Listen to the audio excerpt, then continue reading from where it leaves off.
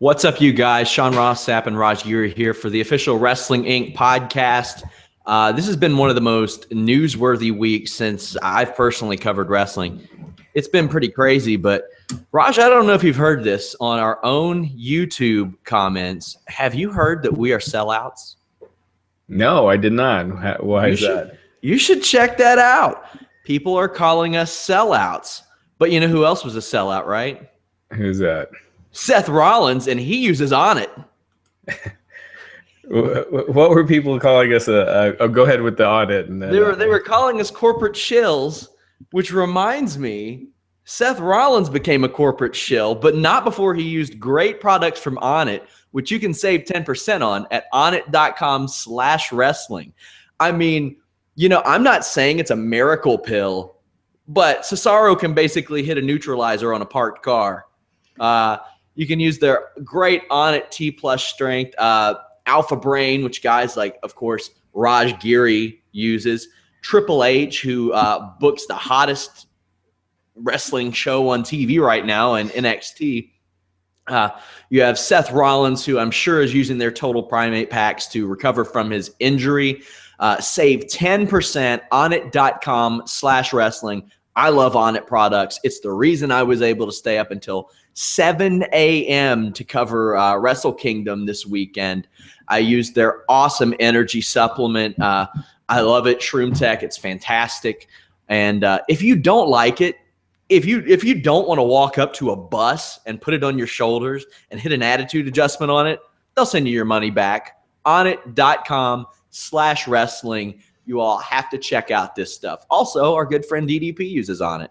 And, like I've been saying, I've been using it for years. I usually take one every weekday or any work day. And if it's a busy day, I usually take two. And and it works. I mean, it makes a difference for me. I on Monday, I didn't take one because I had my daughter because she was still on Christmas break. And I was doing some work later. I just didn't feel quite as focused as when I take it. So it's a great product, and I vouch for it. Yep, I love On It stuff. But and I've definitely needed that Alpha Brain and Shroom Tech this week because, as I mentioned, Raj, it's been one of the most newsworthy weeks that I can remember. Being a wrestling fan, being a wrestling journalist, anything like that. Where do you want to start? Man, let's start with John Cena. That just shakes everything up. That shakes up WrestleMania, everything. I mean, yeah. It's insane.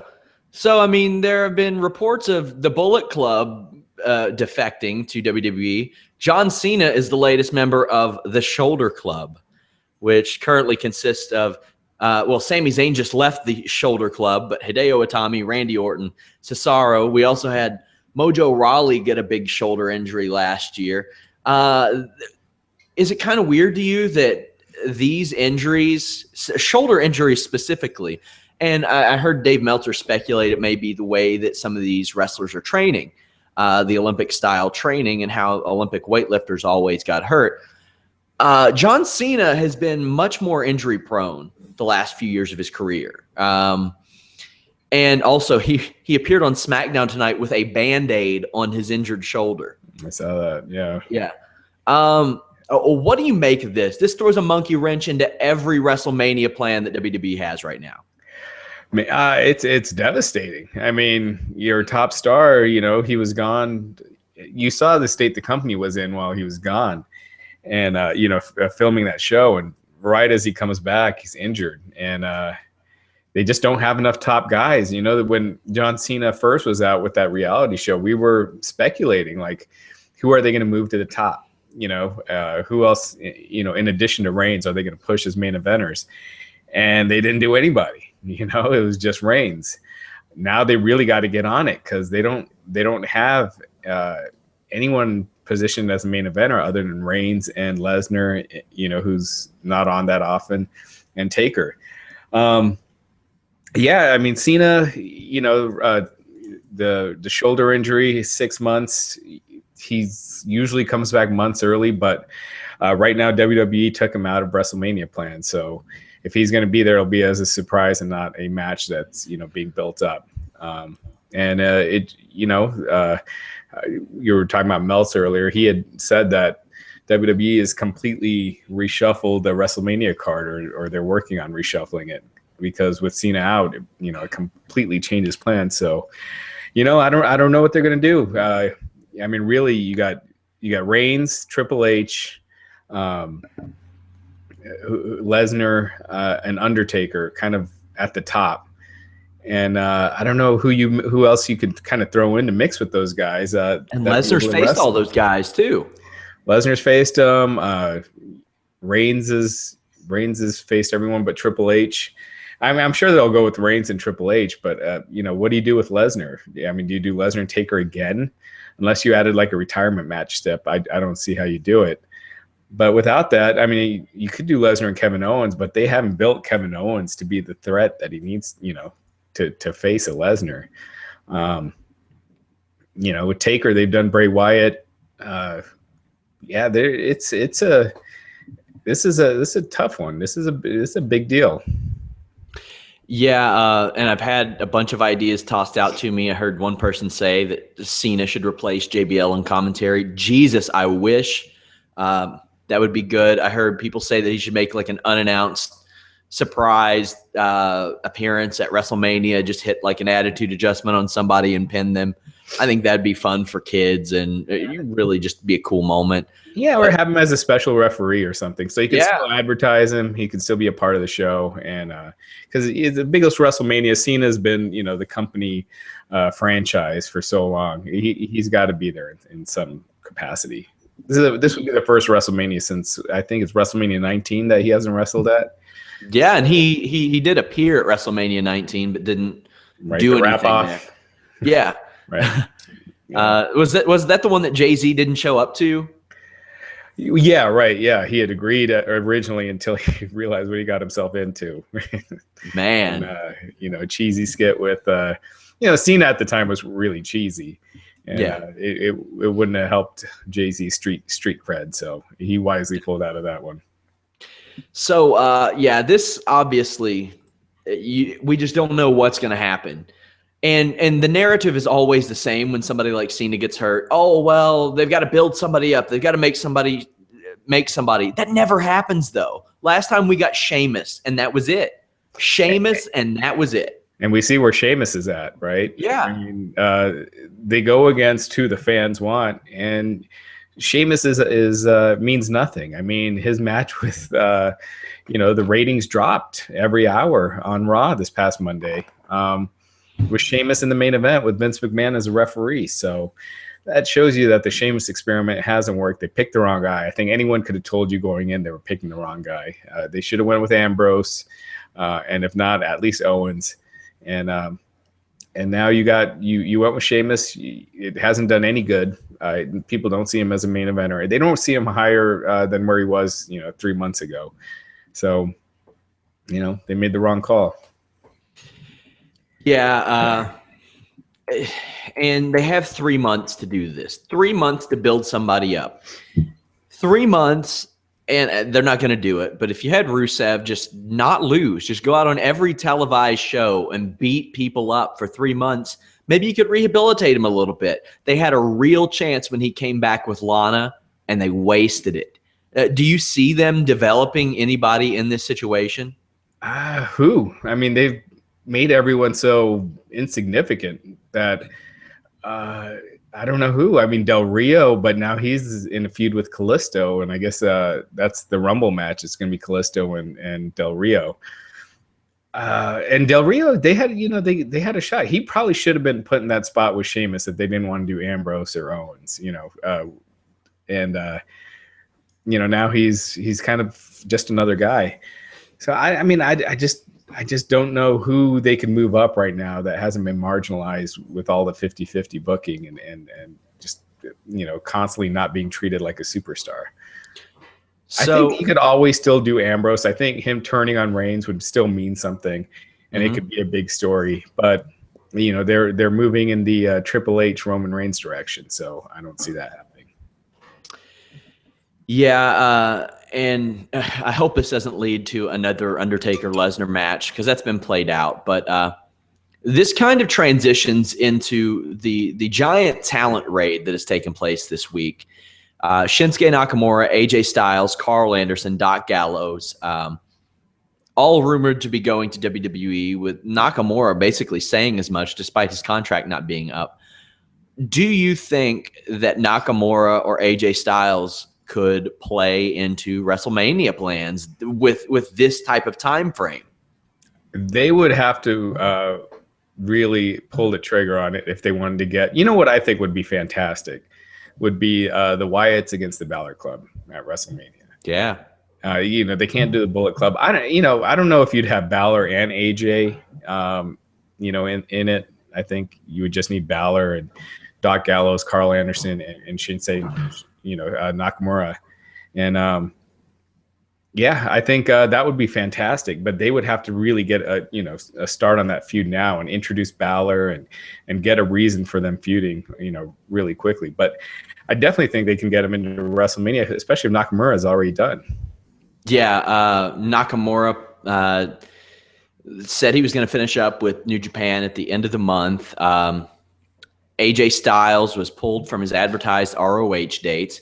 I was saying it's like Triple H and Vince McMahon just caught an episode of New Japan on Access a few months ago, and they were like, oh, I want him, the Intercontinental Champion. I want him, the World Champion. I want those two tag champions. Oh, yeah, we'll take the play-by-play guy too.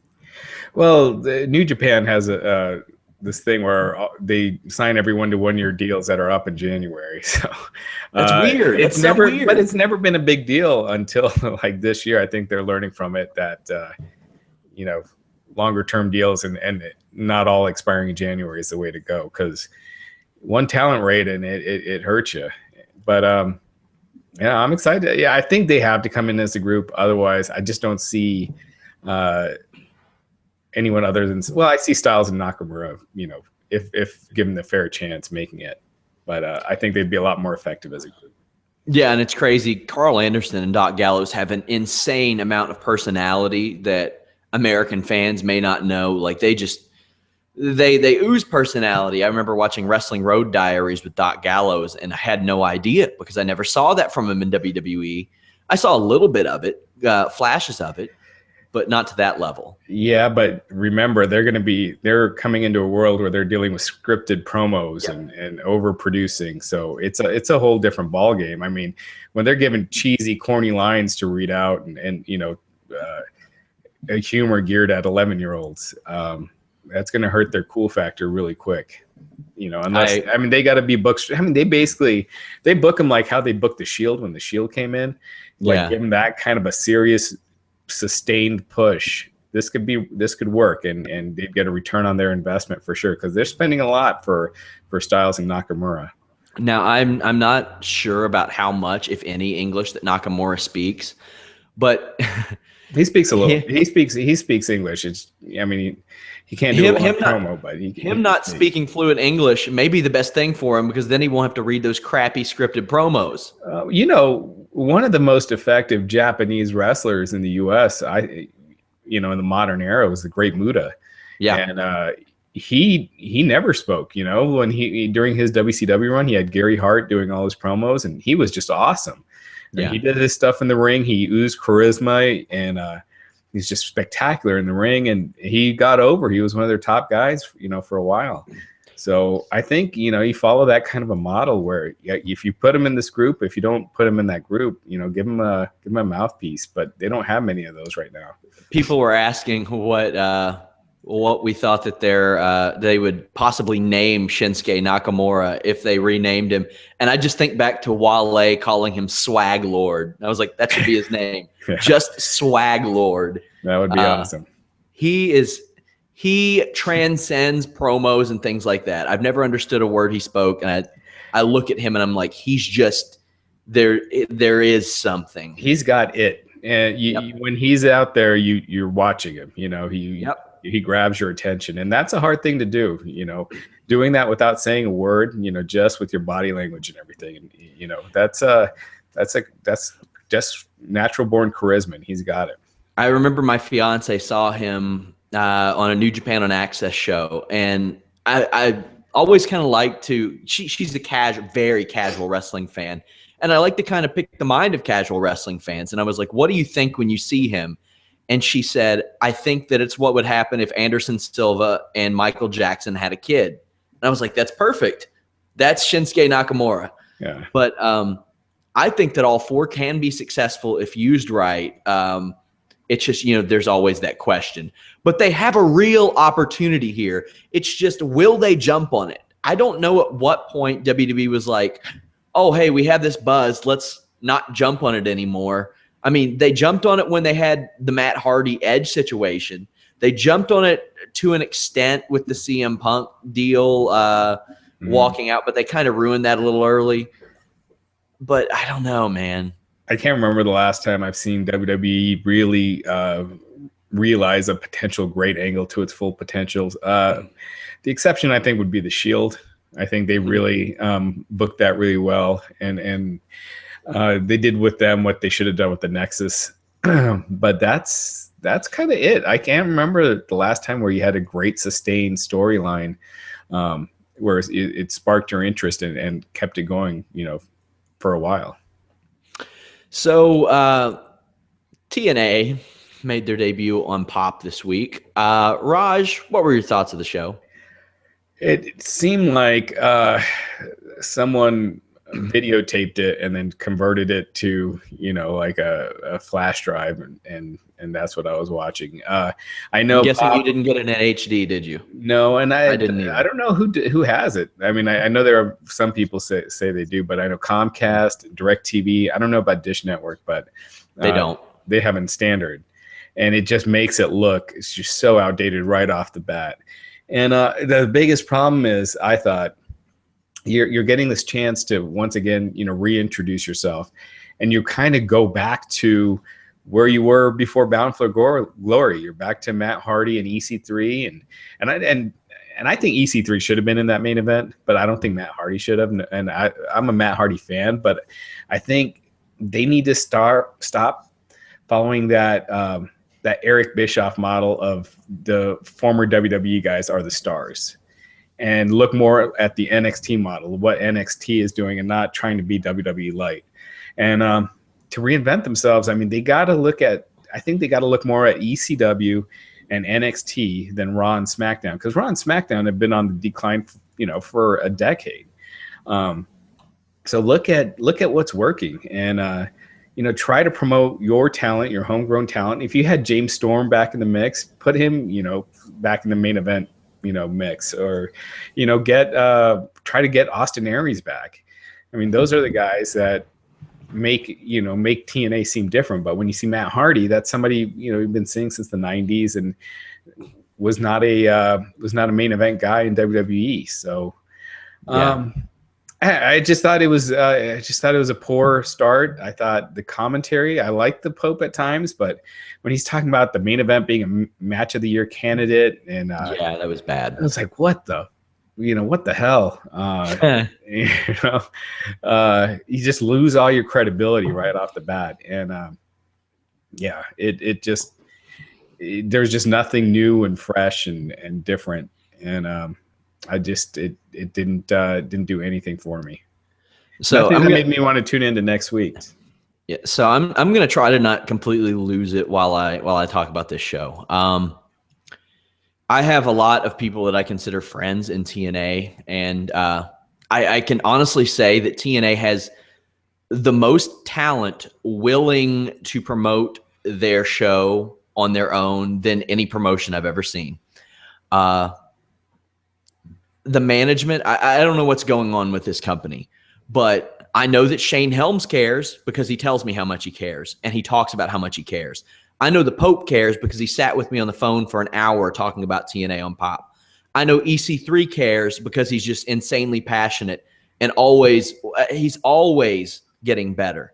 I know Matt Hardy cares because you look at him, you watch him walk around, there's no way that guy feels good physically. And he cares. He puts his body through everything. Guys like Robbie E., Tyrus, who tirelessly promoted this show. Tyrus, who's got indie bookings and TNA bookings, and he's on Fox News and still took the time to promote this show. I didn't see a lot of that from a lot of other people in management. Like, where's John Gaborik and Dixie Carter promoting this show, like, in the media? Where are they? What about this pay-per-view Friday? The first pay-per-view they've had since Bound for Glory. That's ridiculous. You know what they booked on this damn show? Mahabali Shera versus Aiden O'Shea. What the hell? That's like booking a one-armed man versus a blind person. No offense. Why not try to have a main event match on this show, like Kurt Angle versus EC3 or something? That's a top level match. Your first pay-per-view in since Bound for Glory, and you announce a couple tag matches. I think that was all they announced. Well, and here's the thing: the Wolves versus Kurt Angle and Drew Galloway, and then for some reason Eli Drake, love him on the mic. Jesse Goddard's super nice dude, always working to get better. Those two guys don't need to be in that match. You know what? Drew Galloway and Kurt Angle versus the Wolves should have been on this Impact. That's a headline match. That's a match. There were no tag teams. There was no X Division on Pop TV. It was a singles tournament and the knockouts, and that didn't really show the knockouts in the best of light. You got Kurt Angle, the biggest star in the wrestler, the active performer, not counting Hulk Hogan, in the history of their promotion, retiring in a month, and you don't put him in a top level angle to get one guy over and benefit from it. You're watering it down with these guys saying they want dream tag matches. Well, that's not going to be remembered in a month. Use that. What's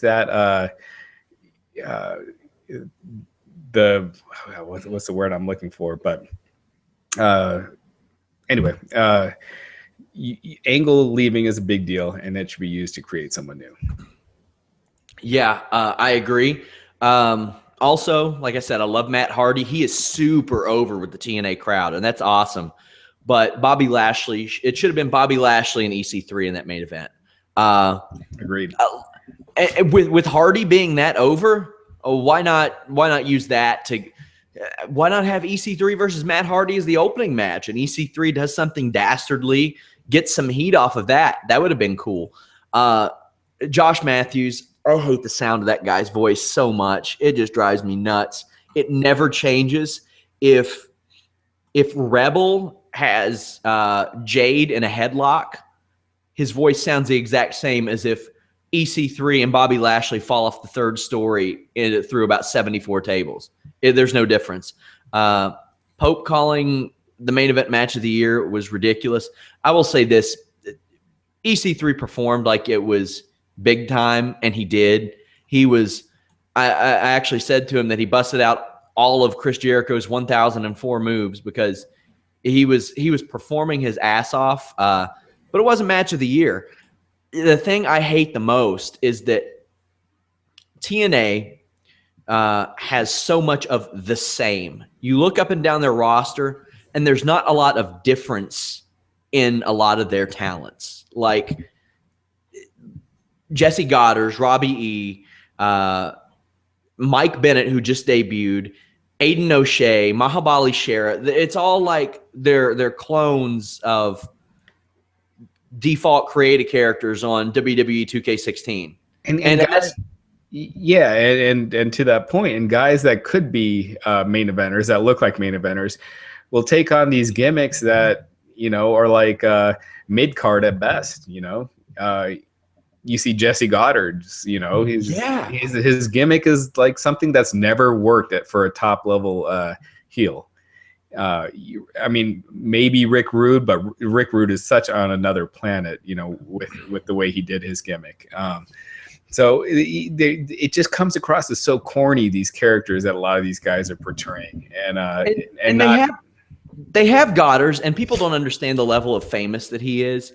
He tweeted me one time, and I was getting notifications all week from people favoriting and retweeting it. It was insane. They have things and they won't mold it and shape it right, and it's super weird. Well, from 2004 to about 2009, TNA was my favorite wrestling programming. I loved it. They let so much of the great talent and the things that made them what they were go away. Not to say they were completely perfect. They weren't. And I'll say this. There are some crazy TNA fans that are not fun to deal with. But you'll have that with everything. You'll have those WWE fans that are complete douchebags and troll TNA nonstop. You have those New Japan fans that act like they are better than other people because they appreciate Japanese pro wrestling. You see it with all fan bases, so I'm not singling them out. But TNA, they're crazier than others because they don't. They're so blinded to reality.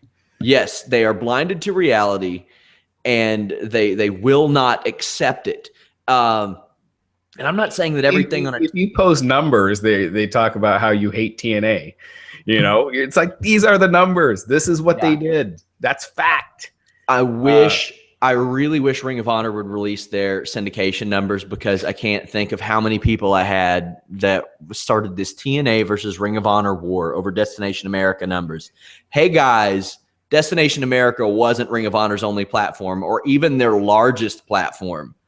They have 3 or 4 platforms, NESN, syndication. They show their program online as well. Well, until you have actual numbers. I mean, it's not like Ring of Honor seems overly hot either, you know? Oh, it's not. It's definitely not now. Just looking at web traffic, you know, you'll see TNA posts or articles usually draw more than ROH. Oh, yeah.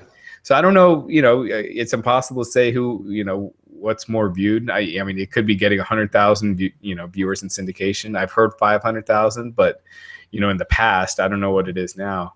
But until you can see actual numbers. But yeah, I did that article the other day about, you know, TNA, their debut on Spike TV, you know, and what they got and what they got on Destination America. I forgot that they did 2.2 million viewers twice.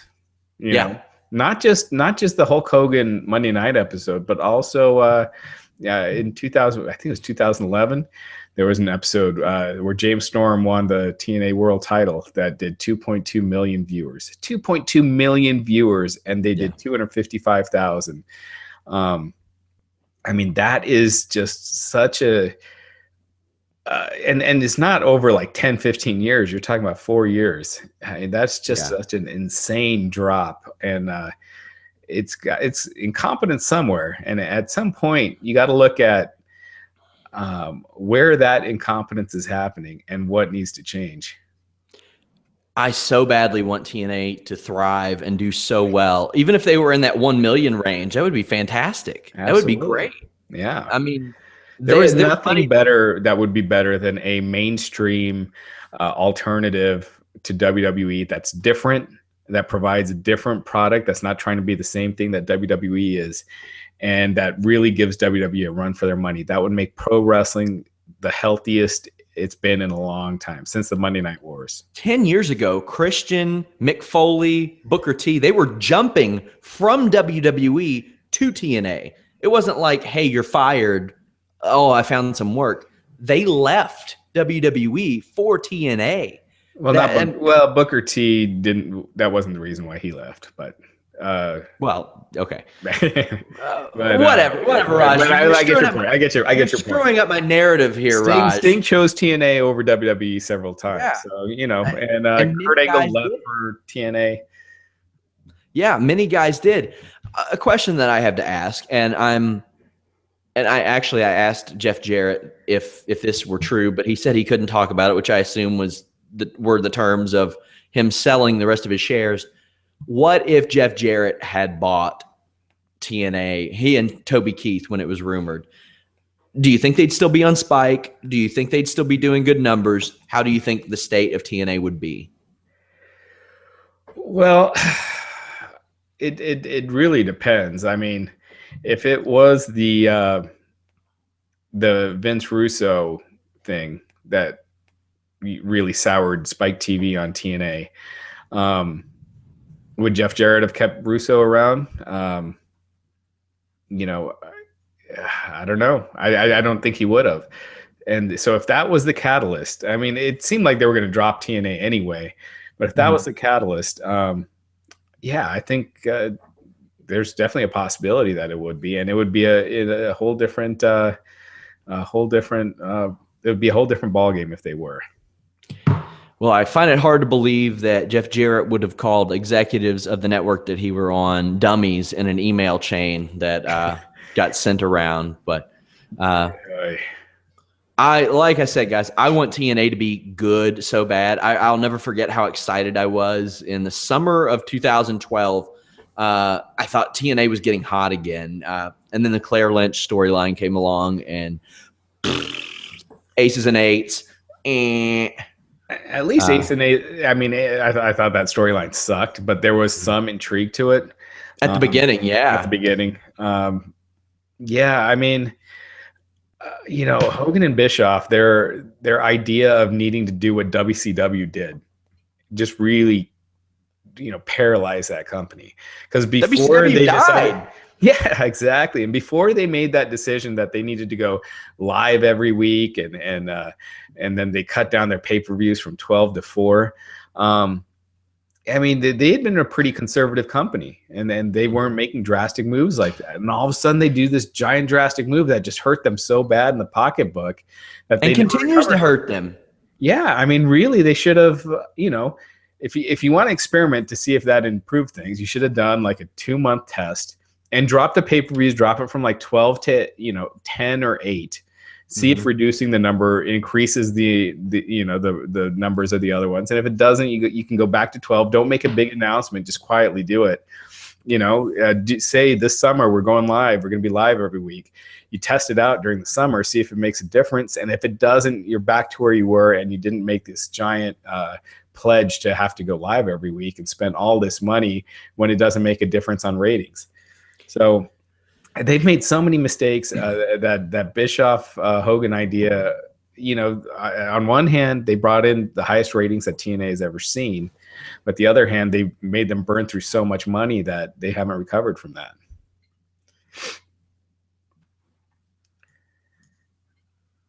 Are you there? Yeah, you there? Yeah, sorry. Done with my thought. Wonky connection there. Okay. But yeah, the thing is, it continues to hurt TNA. I used to look forward to TNA pay-per-views, and now when I see them, I'm like, really? Another one? They're going to do this? Oh, wait, they're taping 3 months of TV before this pay-per-view? Why are they doing that? It's really weird. I want them to be successful. But I don't know. As somebody mentioned, the TNA name is tainted. I agree. They should have rebranded themselves as Impact Wrestling a long time ago. Or Impact Championship Wrestling or something. Anything. Yeah. Yeah. So next up, we had Smackdown's debut on USA. I covered the show tonight. I personally thought the first hour was not that good, really slow, but I thought the second hour picked up big time. The first thing I want to get into, Raj, what did you think of Mauro Ranallo's commentary? I liked it. I thought it was such a different. It reminded me of JR and Lawler, and with Lawler kind of going back to being a heel, it reminded me of JR and Lawler back in the day, because Mauro Ranallo has this credibility, and he had this credibility. He kind of was hurting it at times, like when he was saying there was a big fight feel for Charlotte and Becky Lynch when the crowd was quiet, but outside of a couple slip-ups like that, he brings this credibility and authenticity that no other announcer has right now. And I think that just made a world of difference. I liked hearing them way more than what I heard on Raw. And Lawler was the best I've heard him in a long time. No corny jokes geared to 5-year-olds, and he seems to have a chemistry with Mauro Ranallo. Now, Byron Saxton doesn't need to be there. I understand why he's there. They want to bring in new talent to kind of learn and develop. I don't know if Byron Saxton's that guy, but I don't think he ruined it or anything. He definitely didn't add to it, but I thought the commentary was the best I've heard on WWE programming in a long time.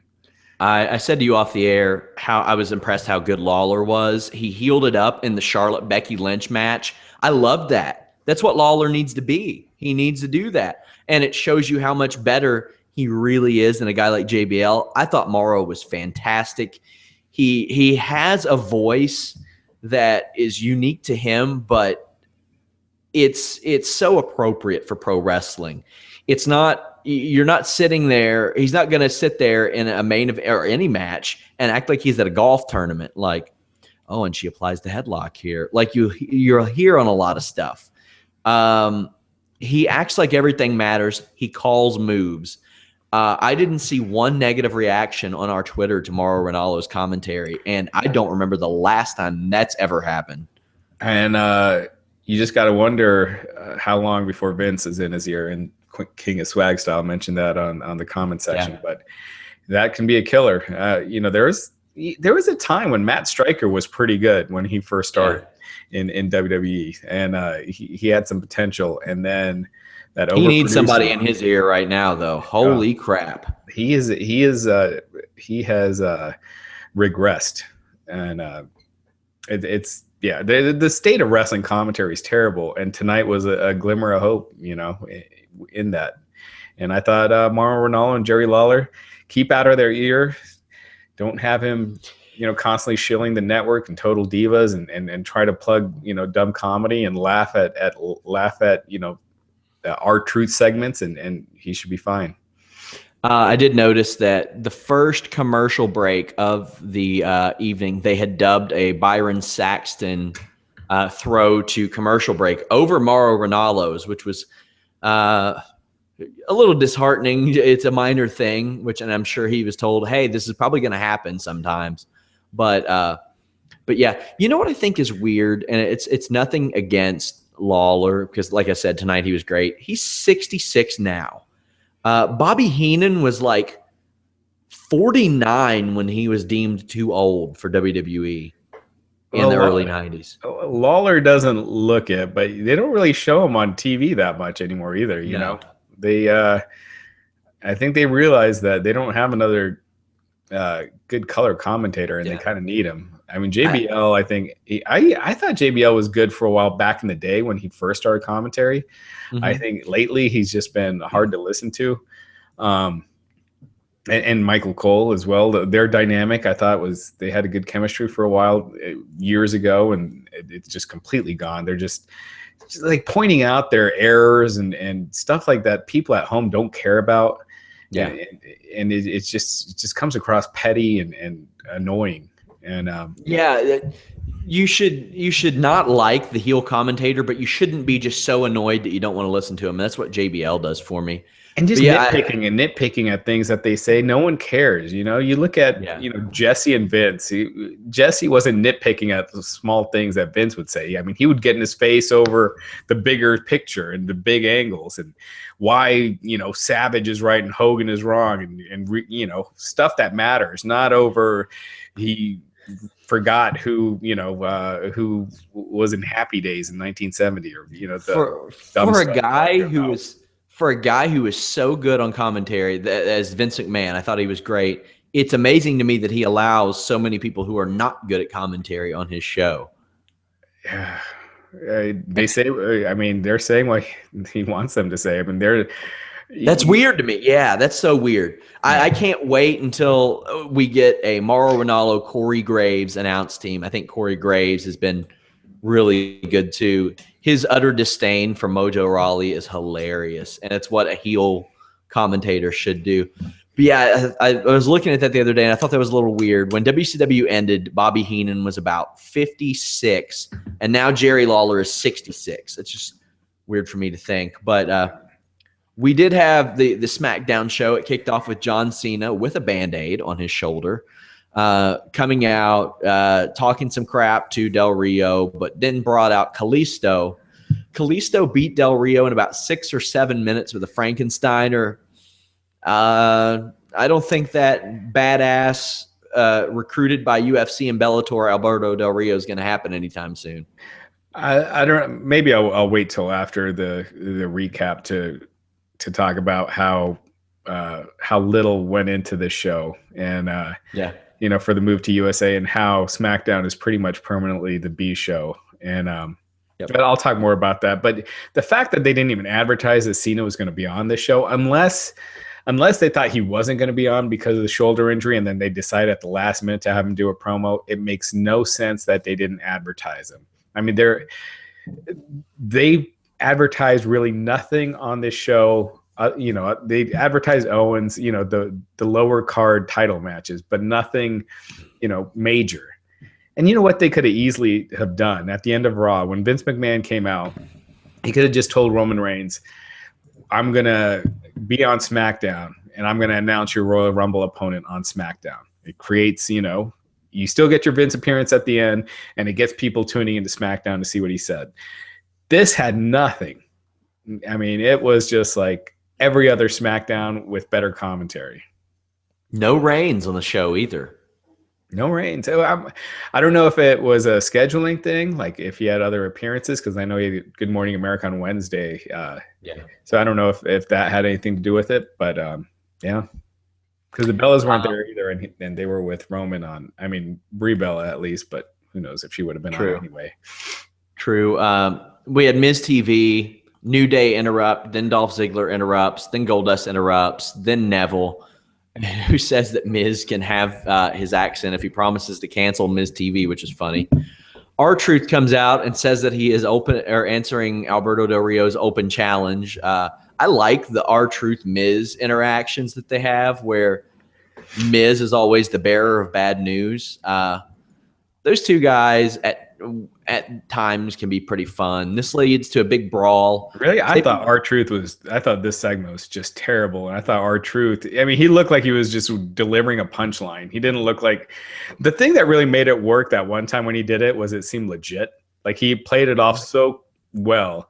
Whereas here he's smiling, kind of looking at the crowd for the laugh. And it just came across so corny. And I thought that was just awful. I thought this whole thing, the lines they scripted, it was like they were, gearing it for 11-year-olds. The comedy was just, a 14-year-old would look at those lines and be like, wow, that was corny. Yeah, I pretty much expect them to have, if R-Truth is involved, I expect it to be kind of corny. And Ziggler, I think he has given up. With his hair and everything, he looks like he's like, screw it. He looks like he's afraid of Tyler Breeze taking his spot at the bottom of the card, and he wants to maybe look exactly like Tyler Breeze now. He's straightening his hair. It's like that. What was that 80s heavy metal group, Nelson? He's got that. Well, he's big into look. those 80s groups. He's big into those 80s groups. Yeah, dude, bring Axel, not Nelson. That's Well, Ziggler super kicks Miz for the pin. They had a big 8-man tag. After the match, Ziggler super kicks Truth and tossed Goldust over the top. Many people speculated that Ziggler was turning heel based on this, but of course nothing that fun could happen because he says, "No offense, guys. I'm just showing you it's every man for himself." Oh, that was so bad. That explanation was just so terrible. It was awful. It just, for a second, it looked interesting. Like it looked like Dolph might be turning heel, and they did this 2 weeks ago. They did it 2 or 3 weeks ago on SmackDown when he super kicked Dean Ambrose out of nowhere, and I was like, "Here it comes. We're ready for it. Give it to us." No. Yeah. I don't know. I think if they've been wanting the fans to give up on Ziggler, it's slowly happening. Remember, the fans, the IWC loved Dolph Ziggler. Mm-hmm. He was one of their guys, and they've kind of turned on him. And the promotion, maybe that's been their goal the whole time. It almost seems like it with the promo he did on Monday night. That it looked like it was an NXT promo class with the promo that he did on Monday night, and it's a shame, man. That dude is a talented guy who can cut a really great promo when he wants to, and he's got the look. But in a time when they don't have many stars, he could be the one. He could be one of those guys, but he's just been reduced to this. Now, Raj, I'm no wrestling booker, but if I were, I would be in the business of making as many people as over as possible. That would make sense. It would. You would think if it has a WWE has made so many. I'll get back to this, but keep going. Next up, Becky Lynch and Charlotte. I thought this was a good match. Charlotte pins Becky with her feet on the ropes. after Ric Flair put Charlotte's foot on the ropes while Becky had a disarmer applied. I thought this was a good match. I think that their storyline has probably been one of the better ones in recent memory in WWE because it has been a weekly progression. You don't need 15, 20 minutes of crap. It's just, I mean, let's be real. It doesn't take you 15 or 20 minutes of somebody to like them or dislike them at all times. So I really like this. What did you think? It was good. This is one of those feuds where I don't like what they did, the heel turn, and then the match is, 3 days later. Let it stew, build to it. I mean, it's not like, I don't think that match is going to increase the SmackDown viewership that much. So why rush to do it? But that being said, this has been one of the better storylines that they've been doing. I just think they should have waited to actually get to the match. And they're going to do a rematch and everything, but when you just blow it right off the bat, I hate when you do the matches so many times and then you have it on a pay-per-view. It's like, yeah, well, what's the point? You've seen it so many times. What's special about it? The appeal of Nakamura AJ Styles was that it was a first-time match. Right. Yeah. It's like, Conor McGregor and Jose Aldo. You can see the first 3 fights on, UFC Fight Night, and then we'll put the 4th on pay-per-view. Yeah. It's nuts. Next up, we had a backstage promo with Kevin Owens, and Renee Young told him or asked him for a minute of his time. I thought Kevin Owens was fantastic here. He kept on looking at Renee Young's watch to make sure that he didn't give her any more than a minute of his time. And then said that he's seen a lot of cockroaches in wrestling, but none of them have survived him, and neither will Dean Ambrose. Thought that was a very good, again, you didn't need 10 minutes for that promo. Owens got it done in a minute and healed it up and got his point across. This led to Ambrose versus Owens, led to a double countout. They brawled all over the place afterwards, went through a bunch of tables. When I read the spoilers, I was like, a double countout, but I actually liked the ending of this. I thought the second hour of SmackDown was much better than the first, but still came across as a B show to me. Yeah, when you have an undercard feud ending the show, that's what they've been doing, and that's what SmackDown's been. And it makes no sense why they would do. Well, I think who cares at this point? It's their decision. They made the amount of money that WWE has lost over just boneheaded decisions that they didn't need to make is just staggering. Because if you remember back when they first did the brand extension, when SmackDown kind of first started, they split the rosters. It kind of had Raw and SmackDown on the same playing field. You had Austin on Raw, you had Rock on SmackDown. If there would be a big return on Raw, they'd have like Hulk Hogan return on SmackDown. And they treated them equally. The world champion would be on both shows. And, you had different titles on both shows. And then around the time, I don't know if this is a coincidence or not, but when Triple H, when they decided to have Brock Lesnar, and the world title and the WWE title specifically on SmackDown, and then Triple H, they brought the World Heavyweight Championship back, then it became Raw was the A show and SmackDown was the B show. And keeping on making SmackDown the B show, and they would kind of ingrain it in your heads, where Eddie Guerrero wins the title, and instead of giving him a good heel, they turn JBL from, right away from mid-Carter into, the JBL character. And by doing that, eventually the SmackDown pay-per-views, the numbers went down the toilet to where they had to merge them back. They had the separate roster, separate touring, and then they eventually had to combine those. And, if they would have just kept them competitive and not worry about Raw has to be stronger, you could have kept that roster split alive, and you could have had, way more shows, a lot more depth. But, here we are now because of that decision to, make SmackDown the B show. And it's not changing. Like, you see how much effort went into this. It's the same as it's been. So all those people who were saying, oh, well, SmackDown sucked the last few months because it's just in a holding pattern until they move to the USA. Well, that's not the case. Yeah, I remember them when they were doing like Orlando Jordan versus Heidenreich on pay-per-view and Melina versus Tori Wilson. It has always been the B show, even when it had its own pay-per-views after that period in which you mentioned where they split the titles. And it's a shame because SmackDown used to be such a noteworthy show, an important show. And every now and again you'll see, but here's the thing. I cover SmackDown every week, and when I see something big happen, in my mind, I immediately think, why didn't they just do that on Raw? Yeah. Like, that's what I always think. And well, the stuff that happens on SmackDown, it has not been even important enough to show a recap of on Raw.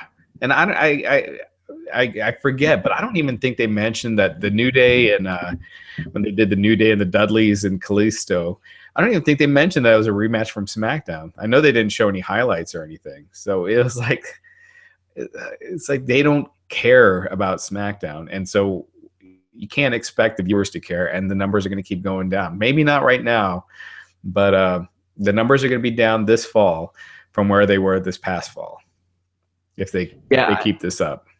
I think instead of 74 replays of the first segment of Raw, they could show a little something from SmackDown if they made it more important. It's just super weird to me that they didn't. You got a prediction on what the show will do number-wise? Oh, number-wise? Oh, gosh. What's it been doing? Do you know? It's been like in the 2 to 2.2 million range. I'm going to guess 2.3 million. I'll go a little better than that because the USA Network. I'll say 2.5. But I think it'll fall next week. So we're gonna get into a couple of questions before we go. Do you think we ever get to see Cena face AJ Styles? Yeah, probably. Yeah, I mean, why not? I mean, they had Cena against. I think they even did Cena versus Evan Bourne before, right? So yeah, kind of no matter where you position these guys, they all end up facing each other anyway.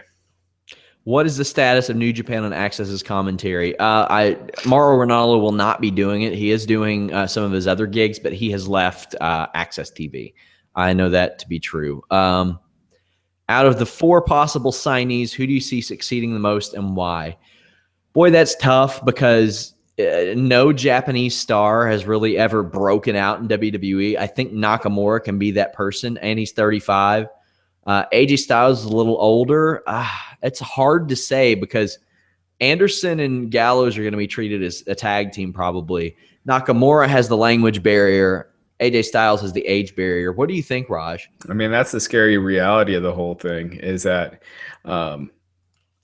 Gallows and Anderson as a tag team, you see where the ceiling is for tag teams, Mm-hmm.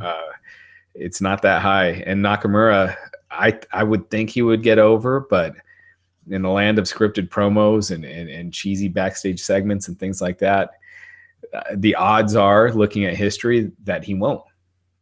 Just looking at, WWE has never had a true Japanese superstar, and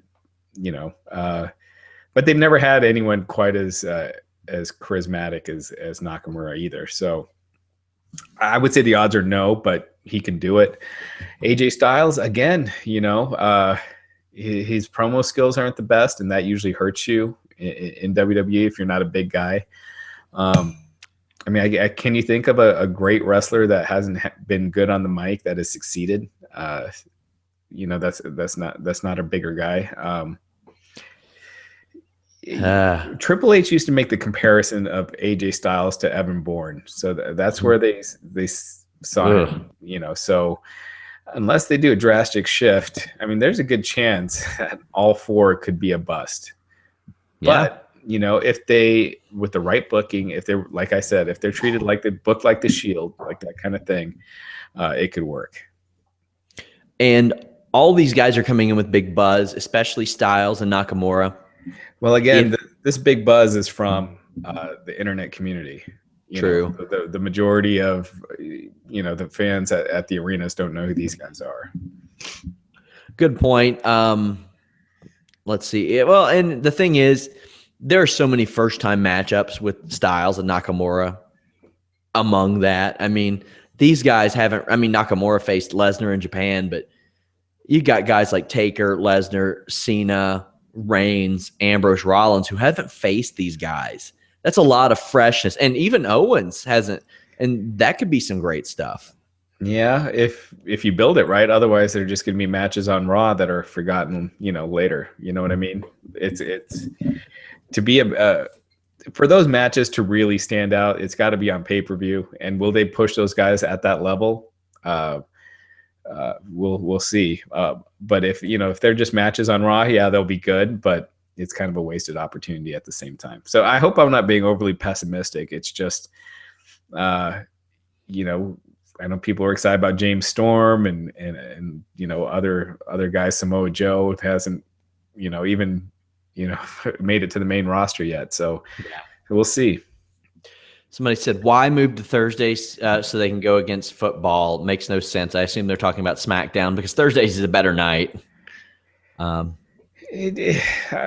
always thought Tuesdays. Then you could have it. Yeah. You could have it live, or at least on a small tape delay, and it's still fresh off of Raw. And there's not that much kind of competition on Tuesdays as far as like sports and things like that. So. Yeah.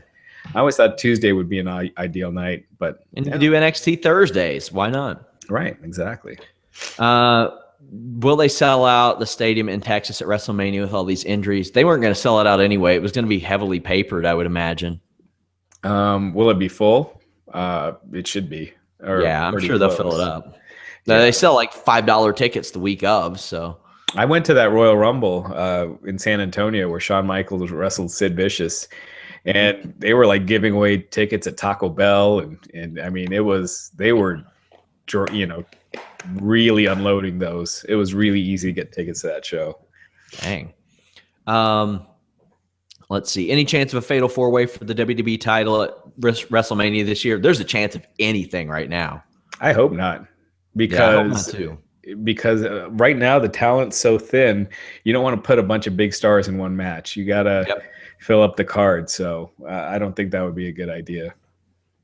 Would WWE dare bring back Cena in 6 months as a heel? No way. Nope.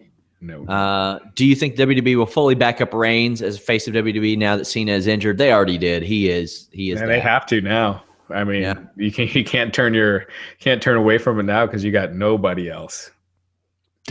I just picture Roman Reigns in one of those Mario Karts driving up behind every superstar with banana peels and turtle shells like, no Seth Rollins, no John Cena. You get out of here, Randy Orton. Yeah, well, Orton's not going to be that guy anyway. And no, it never was. Yeah. I mean, realistically, Ambrose could have been, but yeah. So, yeah, Reigns is pretty secure in his spot.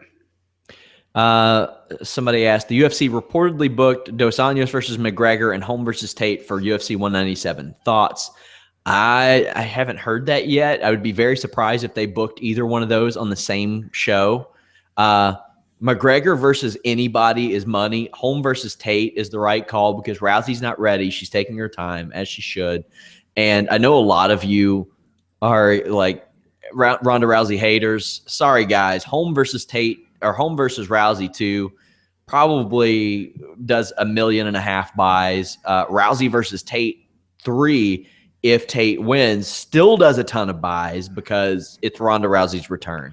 Dana White would shit his pants if Miesha Tate submitted Holly Holm. That would be like their worst. They're putting so much money on the line by doing this fight. It's probably, I mean, from a pure athletics standpoint, it's the right move because, Holly Holm, it would really put her out a long time waiting for Rousey. So it's the right move, but they're risking a lot of money on it. And, Miesha Tate versus Ronda Rousey 3, it'll be big, but not anywhere near as close as Rousey versus Holm 2. And Rousey versus Holm 2, if Holm loses to Miesha Tate and they still get to Ronda Rousey versus Holly Holm down the line, it won't be as big as it would be if she was champ. Indeed. Last question I'll take. Heading to ROH's 14th anniversary pay-per-view next month with a bunch of New Japan stars. Who would you guys like to see? Okada, Tanahashi, Nakamura, assuming he'll be there, and Ishii wrestle. I would like to see Nakamura face Jay Lethal. Tanahashi face, I don't know. I want to see Ishii face Cheeseburger just for the fun. But if not, then Michael Elgin would be really cool. Okada and Tanahashi. I wouldn't mind seeing either one of them face Jay Briscoe. And I don't know. There's a lot of good guys on that roster. Roderick Strong probably against one of them as well. Yeah. I think I agree with those choices. But yeah, guys, we'll be back Monday. I'd like to see either one of them face Kyle O'Reilly as well. One of my favorites in that whole promotion. Also, I wouldn't mind seeing War Machine go up against anybody from New Japan because I think they're great. Closest we'll ever see to Road Warriors, I think, again. Guys, I want to thank you for joining us. We'll be back Monday. If you happen to be in the Northern Kentucky area tomorrow night, I will be doing play-by-play commentary at Absolute Action MMA. Come say hi to me. I'll be the gentleman in the gray suit. I think BJ Whitmer and Kelly Klein from ROH are going to be there too. So, yeah, come have fun. Say hi. I always love it when you guys stop and say hi to me at events, cookouts, crap like that. Onnit.com/wrestling. Save 10% on your order. Raj, anything else to add? That about does it. What a crazy week. But other than the Cena injury, it's been a good crazy. Yeah. Hopefully, coming off of a couple painfully slow weeks, it was giant jolt. So again, thank you all so much for supporting the podcast. If you all like these, we'll start doing more in the middle of the week. Talk to you guys later.